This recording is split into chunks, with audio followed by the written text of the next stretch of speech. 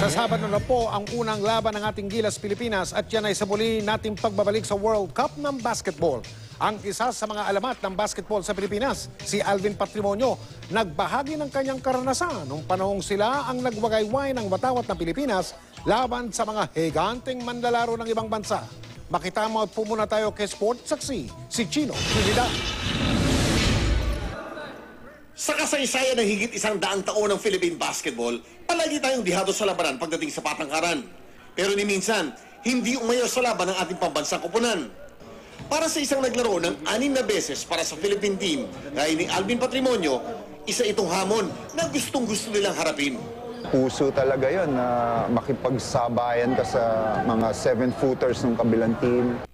Isang alas din ng mga pambato natin, gaya ni Carlos the Great Difference Loizaga, na dinala ang Pilipinas sa third place finish noong 1954 World Basketball Championships ay ang paggamit hindi lamang ng ating pusong palaman.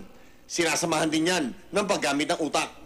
Pag binigay mo naman yung best yung heart mo, tapos you play smart, kasi nagugoyo natin yung mga malalaki nila eh. At dahil may pinaghahawakang winning tradition ang mga ninuno ng Philippine basketball, ito daw ang nagtulak kina Patrimonio sa mga oras na napapasabak sila sa mga mabibigat na bakbakan. Kaya naman ibalik yung glory days ng Philippine team eh. Parang na-inspire lang ako sa dati nag-gold tayo, nag-number 1 tayo sa Asia.